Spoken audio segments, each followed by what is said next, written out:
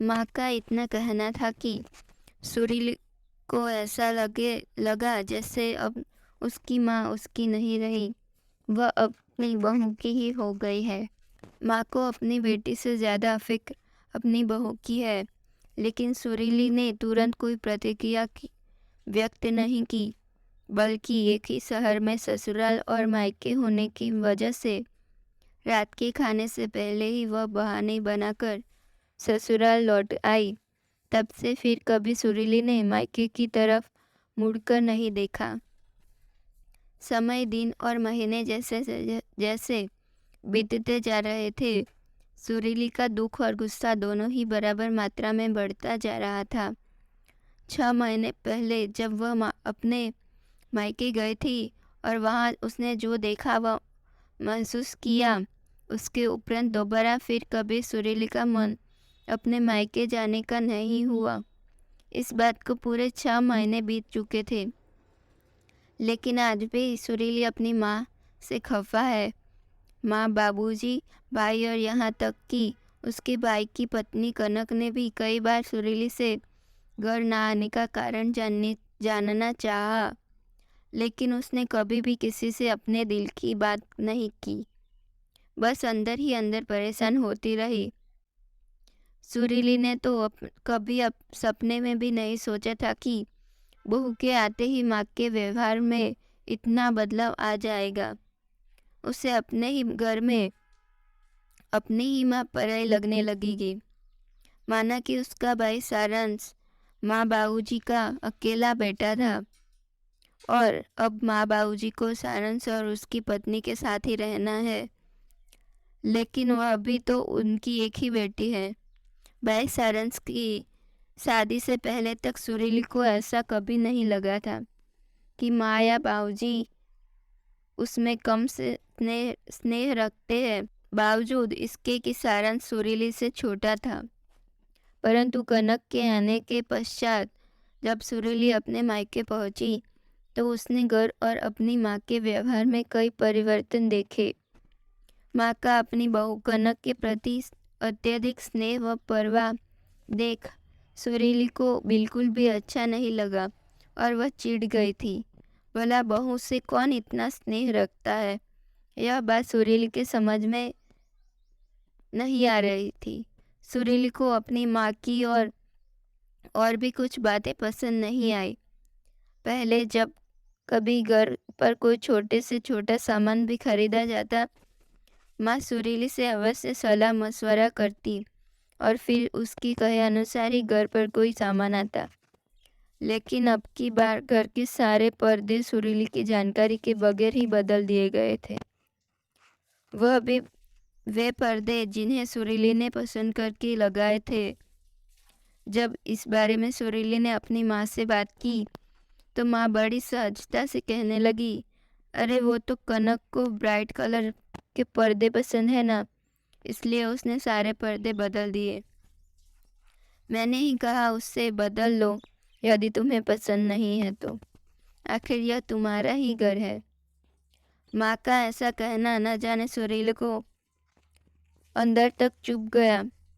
उसे ऐसा लगा जैसे मायके से उसकी पकड़ ढीली पड़ती जा रही है।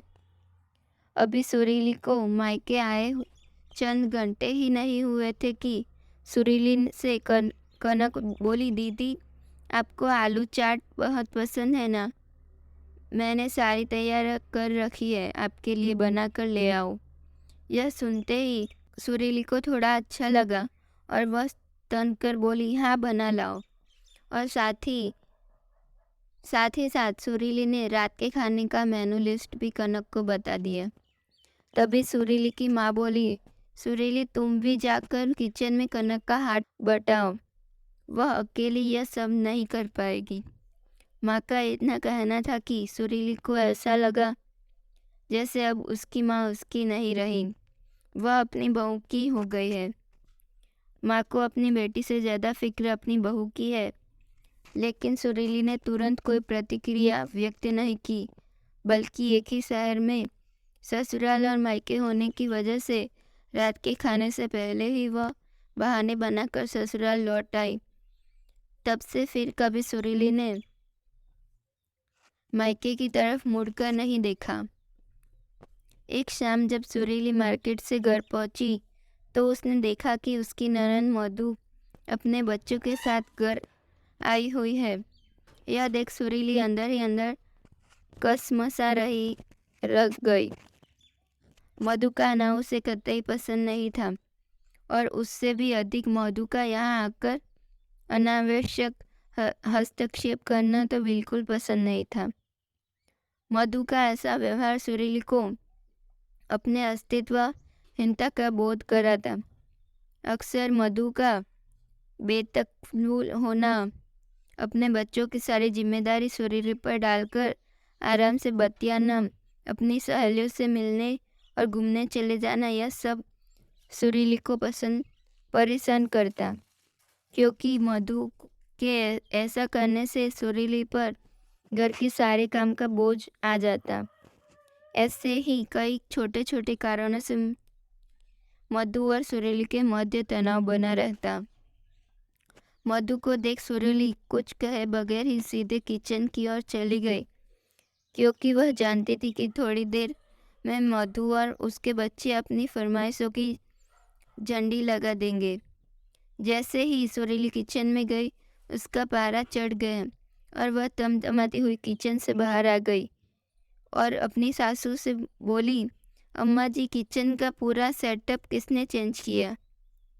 सासू माँ कुछ कहती उससे पूर्व ही उसके करीब बैठी मधु बोल पड़ी, भाभी, लुक वाइज किचन का सेटअप बिल्कुल भी अच्छा नहीं लग रहा था और फ्रिज की वजह से किचन कंस्टेंट लग रहा था। माइक्रोवेव भी सही जगह पर नहीं था, इसलिए मैंने ही सबकी जगह बदल दी। मधु का इतना कहना था कि सुरीली और मधु के बीच कहासुनी हो गई।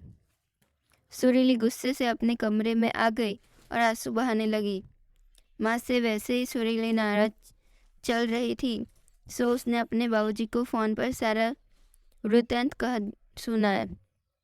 धैर्यपूर्वक सुरीली को सुनने के पश्चात बाबूजी बोले, किसी भी माँ या सास के लिए अपनी बेटी और बहू दोनों के मध्य सामंजस्य स्थापित करवाना इतना आसान नहीं होता। मायके में जितना अधिकार बेटी का होता है, उतना ही हक बहू का भी होता है। तुम्हारी माँ तो हमेशा से ही चाहती थी कि कनक और तुम मिलजुल कर रहो। तुम्हारा आना कभी कनक को ना खटके और मायके में तुम्हारा सम्मान बना रहे। उसने तो ऐसा करने का प्रयास भी किया था, लेकिन नतीजा यह हुआ कि तुम नाराज होकर चली गई। क्या मैं ये सब नहीं जानता? बाबूजी से यह सब सुन सुरीली को अपनी सोच पर पछतावा हुआ। उसके मन में अपने माँ के प्रति जो गुस्सा और गलत फहमी थी, वह अब दूर हो चुकी थी। सुरीली ये भी समझ गई कि माँ उससे कितना प्यार करती है। मायके में उसका मान बना रहे, इसलिए माँ ऐसा बर्ताव कर रही थी। सुरीली को इस बात का भी एहसास हो गया कि ननद और भाभी का रिश्ता दो प्रतिद्वंदियों का नहीं, बल्कि यह एक बहुत ही खूबसूरत व प्यारा होता है, जिसमें ईर्ष्या द्वेष के लिए कोई स्थान नहीं होना चाहिए, क्योंकि बेटी और बहू दोनों का एक ही घर में समान महत्व होता है। सुरीली के दिल और दिमाग में लगे जाले अब साफ हो गए थे।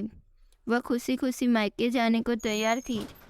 साथ ही ननद मधु के संग भी वह अपने रिश्ते सुधारने का संकल्प ले अपने कमरे से बाहर आई।